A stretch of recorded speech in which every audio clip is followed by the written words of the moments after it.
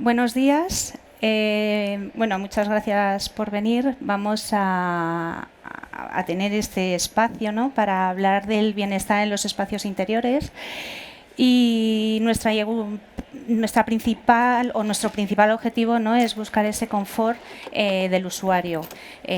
Dentro de diseño de interiores, a ver si pasa. Vale, cuando hablamos de bienestar, de confort y demás, bueno, pues evidentemente estamos hablando de esto, de bienestar, de confort. También hemos oído en algunas ocasiones eso de arquitectura saludable, donde se tiene en cuenta pues esas condicionantes del propio espacio para que sea, y buscando ese bienestar y ese confort. Seguramente hayáis escuchado diseño biofílico. Aquí siempre me gusta dejar claro que diseño biofílico no es pongo una planta aquí y mi espacio está ya lleno de plantas, parece una selva. Esto es diseño biofílico. Va mucho más allá, tiene mucho en cuenta la acústica, la iluminación, ¿no? Esa iluminación natural que es tan importante también para el bienestar físico. Luego también, cuando hablamos de confort, evidentemente, ¿no?, se nos tiene que venir a la mente la palabra funcionalidad.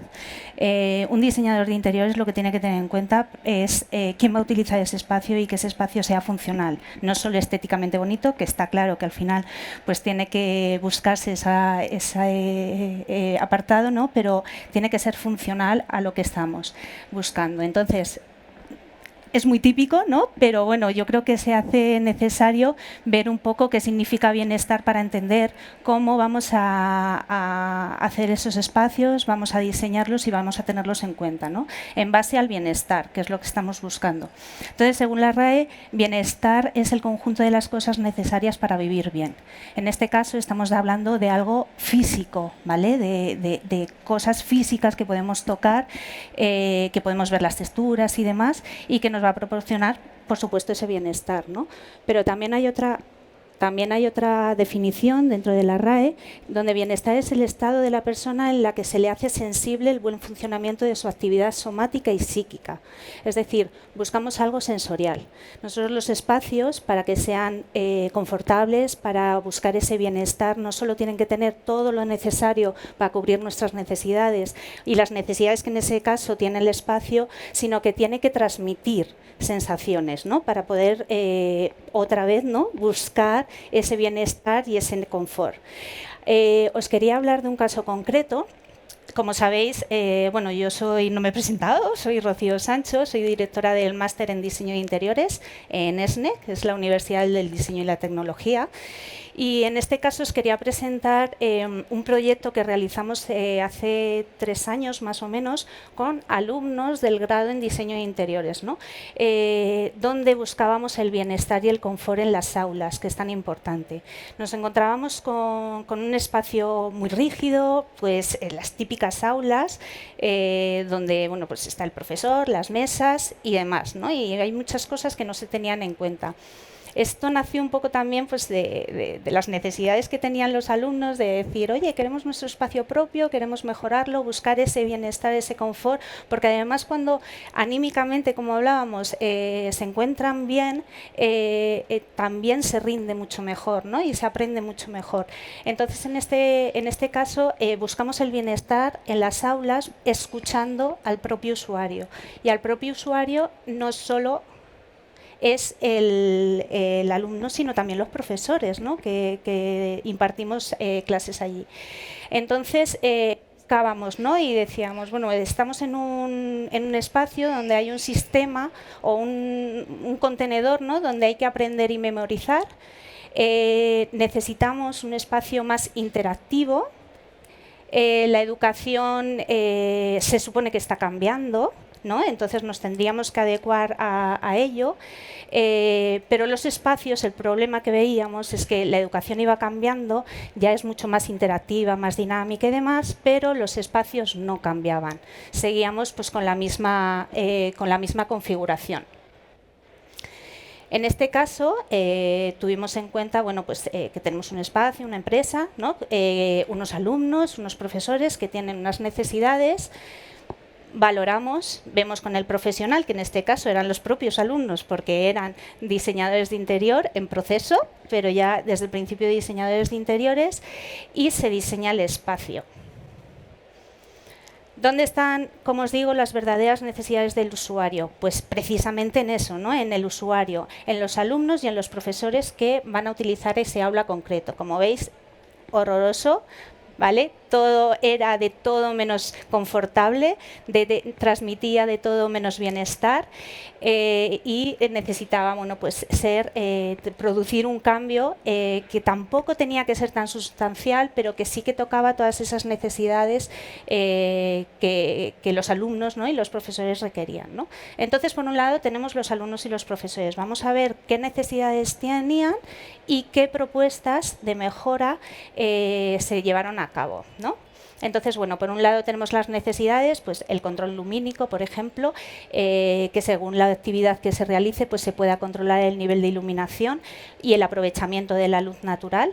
En este caso, pues no había ningún tipo de tejido técnico ni nada que pudiese difuminar la luz natural, simplemente era, quiero un poquito menos de luz, pues bajo la persiana, entonces ya te quedabas a oscuras, no te daba suficiente.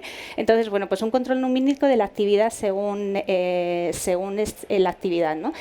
Luego, la mejora de la iluminación, que sea más eficiente. Siempre vamos a estar buscando, además, la eficiencia energética y también visual.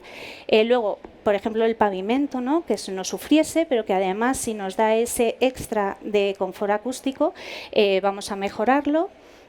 Una zona de exposición para trabajos físicos, como os decía, hay diferentes necesidades de los alumnos y una de ellas pues, es exponer, ¿no? y eso va a ir en su bienestar físico, como decíamos antes, que se podría dar.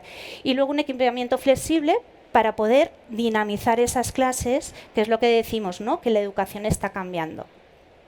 En ese sentido, bueno, pues se tuvieron en cuenta unas conclusiones, ¿no? y unas propuestas de mejora. Por ejemplo, para el control lumínico, pues vamos a colocar tamizadores de luz, esos tejidos técnicos, ¿no? que podemos colocar en las ventanas que dejan pasar perfectamente la luz natural, sí que en rayo de luz te esté dando en el ojo, ¿no? y tener esa molestia. En este sentido, bueno, como os he comentado antes, somos de una universidad de diseño y tecnología donde tenemos la capacidad también de fabricar y que los alumnos puedan fabricar, ¿no?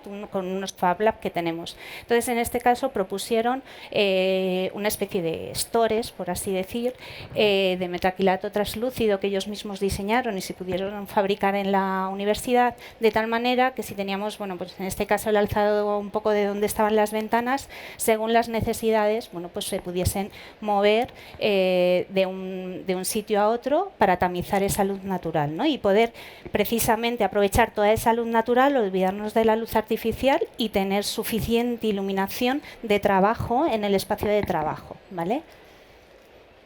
Estas son fotografías de cómo quedaron. ¿Vale? Y luego el siguiente, la mejora de la iluminación artificial, evidentemente, o sea, necesitamos una iluminación artificial porque todos los espacios que se pueden utilizar por la noche, dentro de poco además nos cambian la luz y ya va a oscurecer antes, entonces es necesario esa mejora de la iluminación artificial, ¿no? Bueno, pues ¿cómo la podemos controlar? Pues con domótica, por ejemplo, para mejorarla, cambiando aquel sistema que tenían de fluorescentes y demás, que era como entrar en un hospital casi, ¿no?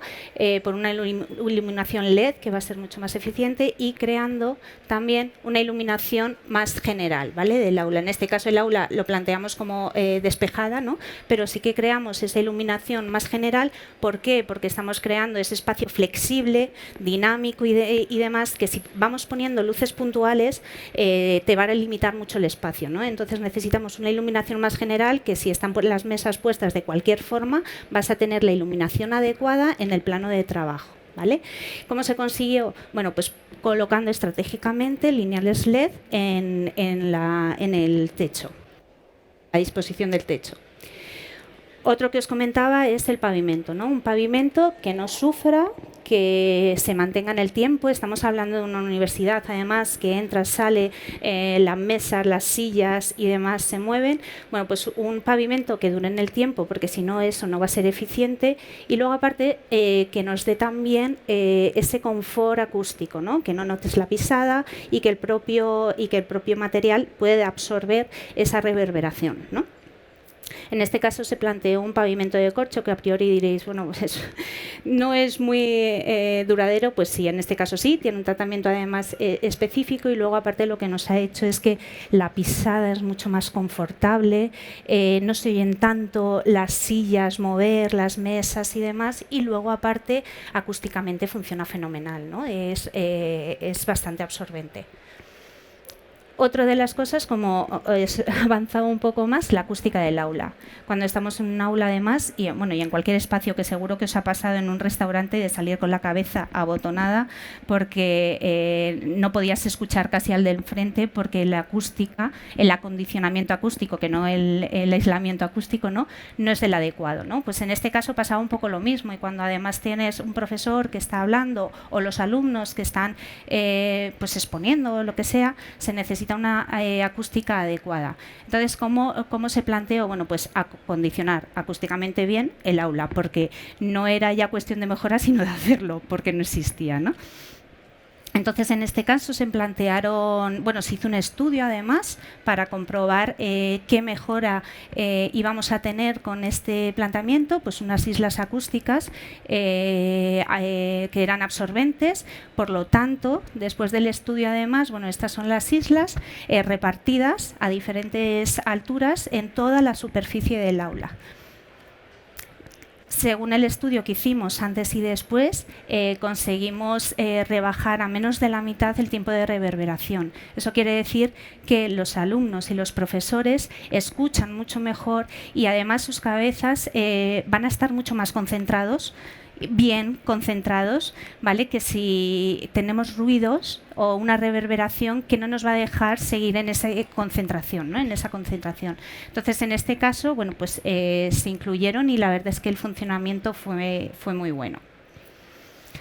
Otra de las cosas que decíamos, ¿no?, para ese confort físico, ese bienestar físico, era esa zona de exposición de trabajos. En este caso se planteó una segunda piel metálica, donde existía una chapa perforada, lacada en blanco, donde los alumnos tienen una superficie de unos 8 metros lineales más o menos por toda la altura, donde pueden exponer sus trabajos. Y esa flexibilidad que planteábamos en las aulas, pues se ve muy patente aquí, donde pueden exponer sus trabajos, poner, quitar, hacer cualquier actividad que pueda resultar atractiva, ¿no?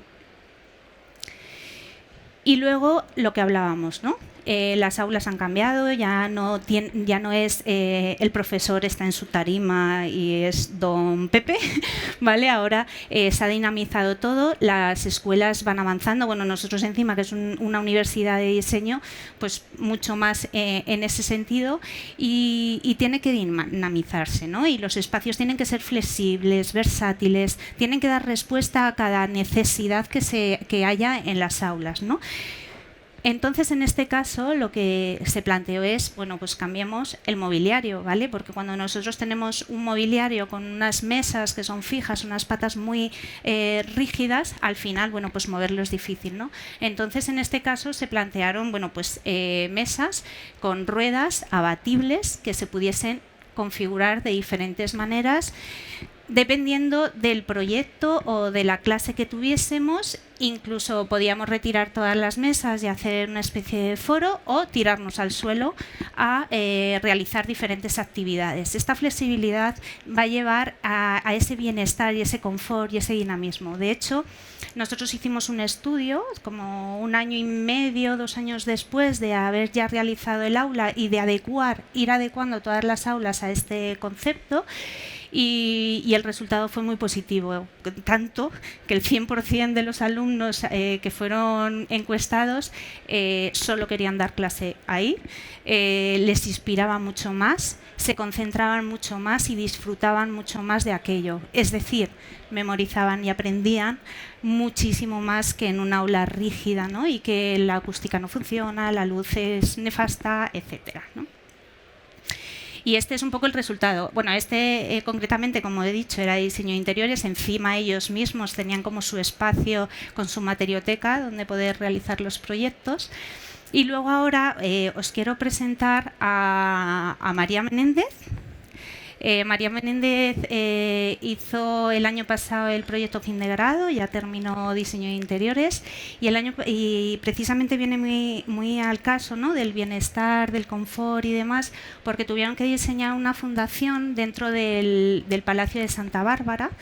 Entonces, bueno, pues ahí tenemos que escuchar mucho al usuario, ¿no? Ahora lo veréis, para buscar esas necesidades, ese confort, ese bienestar, sobre todo, bueno, pues cuando estamos trabajando, no voy a hacer spoiler, ¿vale? Para que puedas hablar de ello, ¿vale? Y aquí os dejo con María. Vale, aquí le doy arriba. Aquí. Abajo, vale. No sé si se me oye ahora, vale. Pues nada, yo os he traído la presentación que hice para defender el TFG hace literalmente cuestión de semanas y me dieron este edificio que es el Palacio de Santa Bárbara. Entonces os voy a presentar un poco, o sea, ya os hago yo el spoiler de que es como una presentación que va como en eje cronológico desde las primeras ideas que tengo a cómo llegué al resultado final. Entonces, bueno, yo como que al jurado le decía que antes de nada tenía dos preguntas. Una era qué te preocupaba ahora mismo en la vida, en la sociedad. Y la siguiente pregunta es si puedes con tu trabajo poner solución. En mi caso era el interiorismo. Entonces ya os hago yo el spoiler que diseñé una fundación que estudiaba el trastorno del espectro autista. Entonces, bueno, también es conocido como TEA, a lo mejor lo conocéis por eso. Y entonces dije, bueno, pues vamos a empezar. Entonces todo comienza aquí, que este es el Palacio de Santa Bárbara, y dije, hombre, antes de nada voy a ir como por pasos desmenuzando lo que tengo y lo que quiero hacer. Entonces el primer paso era analizar el entorno. El palacio está en Madrid, está en la calle Hortaleza 87 y justamente como en una intersección. Entonces dije, antes de que empiecen ya a ocurrírseme ideas así como un poco locas, voy a ver qué es lo que tengo que tener en cuenta independientemente de lo que luego se me ocurra. Entonces eran tres cosas. Por un lado, qué fachadas van a tener más luz, que son las dos que estáis viendo, el soleamiento. Por otra parte, la comunicación. Si yo quería hacer un espacio que fuese como muy accesible, que en mi caso era personas con autismo que fuesen a la fundación, pues tendría que ser un espacio que estuviese bien ubicado. Y por último, la biofilia, que al final lo consideraba como importante. Y es verdad que si veis, por ejemplo, la ubicación en la que está, pues no había apenas, solamente había los 3 árboles que hay a lo largo de la calle, la vegetación de la rotonda del fondo y luego patios interiores de espacios que al final son privados y que no tienen acceso pues la gente de fuera. Entonces, luego cuando ya había analizado un poco lo de fuera, dije, vale, ahora voy a atacar al edificio. Entonces hice una investigación un poco histórica de cuándo se levantó este edificio, por qué lo hicieron. Entonces yo empecé como con mis dibujitos y entonces me descubrí que el palacio se había levantado en el siglo XIX y en ese momento en la sociedad pues había como un movimiento de personas que iban del campo a la ciudad. Entonces digamos que había un movimiento de personas desde un perímetro hacia un centro.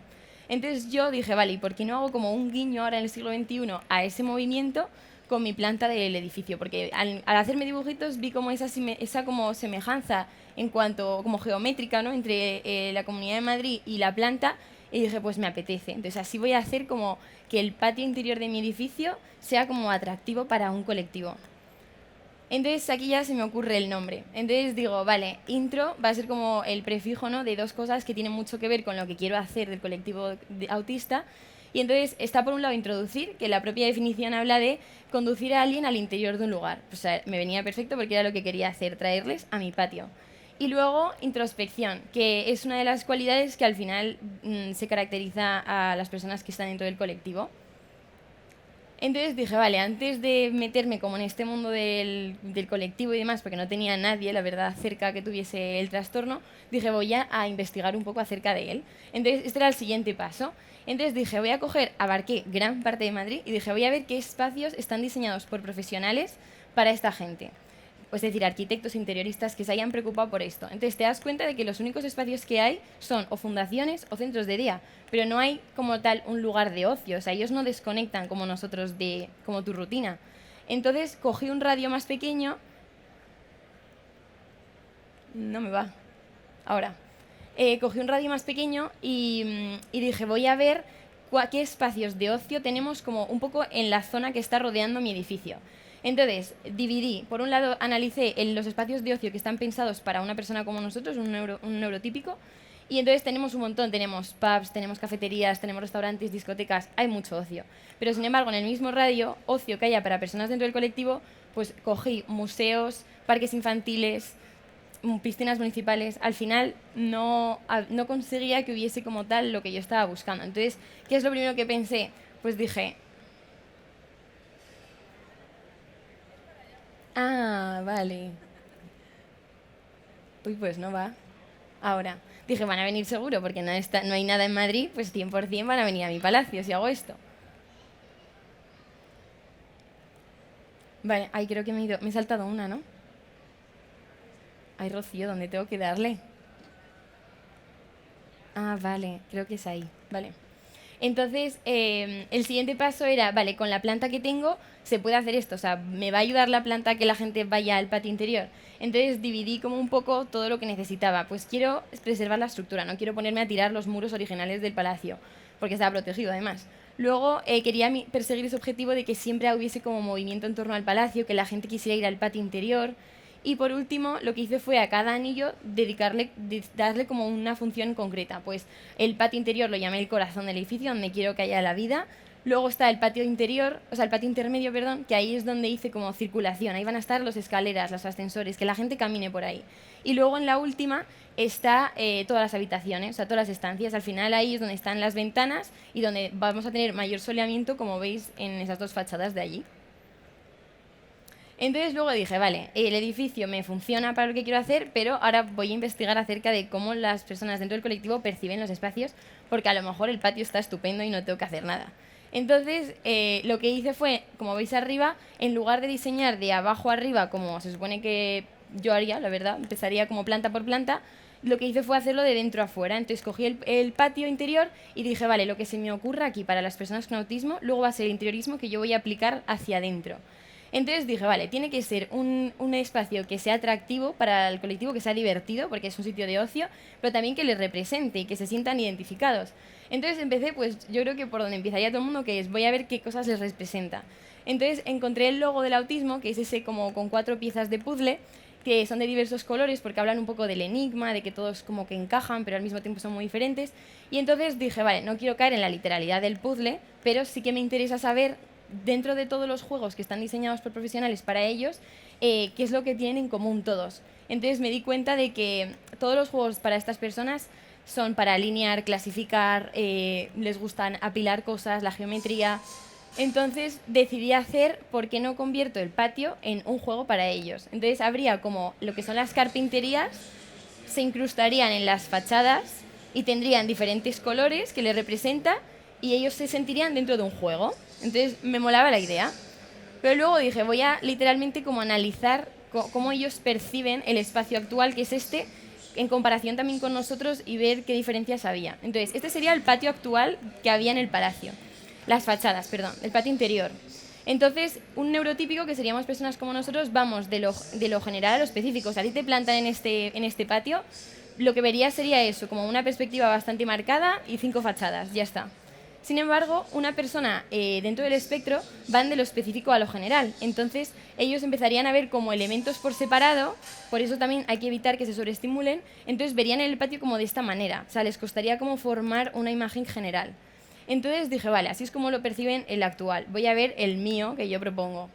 Entonces, este sería como el mío, ¿no? Esa idea de carpinterías así como divertidas, como un juego que parece que está cayendo, de colores. Entonces, aquí yo creo que pensé que lo que pasaba es que se invertía la situación. Ahora nosotros tenemos como muchas perspectivas, ya te cuesta un poquito más como orientarte en el espacio, a diferencia de ellos, que si ellos lo fragmentan todo, verían formas geométricas de las cuales ellos se sienten como cómodos y luego entenderían que son formas extruidas.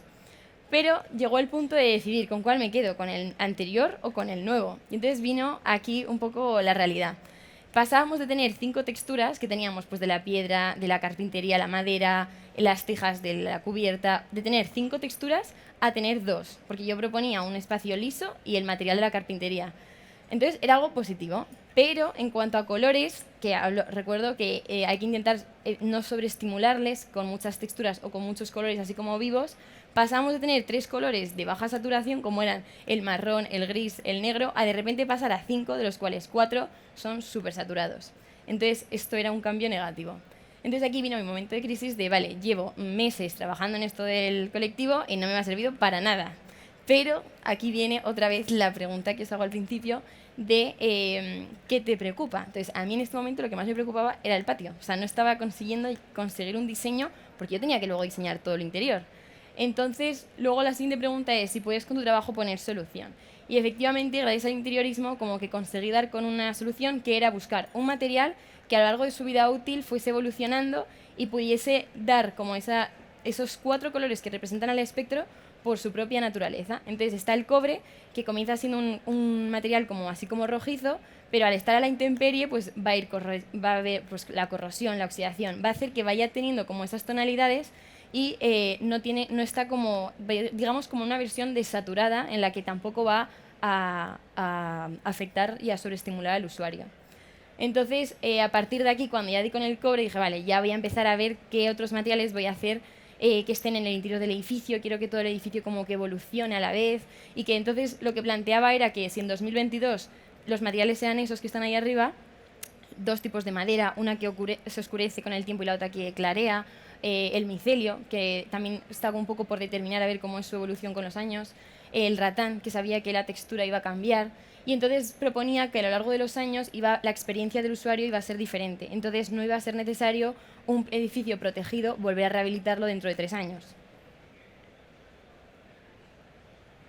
Entonces aquí como que proponía un poco por ver en qué cantidades iba a utilizar cada uno de los materiales y dónde iban a estar ubicados y un poco la vida útil de cada material, para saber si a lo mejor el cobre evolucionaba muy rápido, pero a lo mejor el micelio pues no tanto. Entonces, bueno, aquí ya proponía algunos de los espacios, os los he compartido, que por ejemplo esto es el Office, en la que por ejemplo podemos ver cómo las carpinterías pasarían de 2020 a 2050, de repente pues unos tonos más anaranjados a de repente unos tonos como más azulados, verdosos, o como las cajas de ratán que están aquí en este armario empiezan a estar como más desgastadas, entonces el espacio cambia. Detrás de esas puertas que había anteriormente estaba este espacio que era una sala de juntas, y aquí de nuevo pues vemos cómo evolucionan en lo que es el eje, en este eje, en el horizontal, está como compitiendo lo que es el cobre, pero sin embargo en este eje longitudinal como que lo que hago es utilizar la madera y explotarla. Entonces coloco una celosía de madera, muebles de madera, mobiliario, piezas de mobiliario, suelo de madera, para ver cómo la madera evoluciona dependiendo de dónde la pongas. A lo mejor en el suelo se desgasta más y clarea más rápido, o a lo mejor la zona en la que incide la luz pues evolucionaba más rápido. Entonces era un poco como ese juego de una cosa y la otra. Y la lámpara de micelio pues era como una estructura que yo proponía, que era como versátil, tú jugabas con ella y creabas tu propia lámpara. Y este espacio era la biblioteca, que la biblioteca, si veis ahí arriba hay como una ventana, pues ese era justo el acceso de las personas que entran desde fuera al palacio. Entonces, al entrar podrían ver a ambos lados cómo la experiencia y la evolución del edificio va siendo a medida que vayan a visitar al palacio. Y este era el patio, que también pues el cobre va a tener importancia porque va a ser el protagonista en este caso, porque aquí no había otros materiales, por lo que he dicho de no sobreestimular al usuario y demás.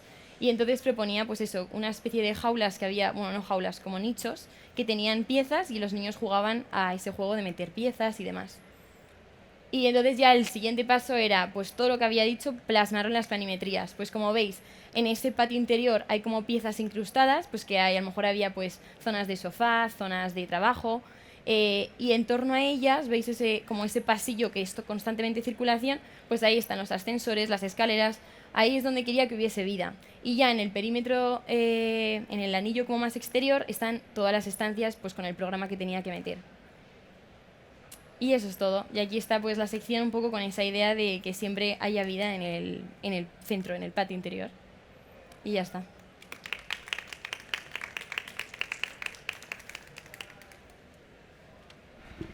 Pues nada, muchísimas gracias.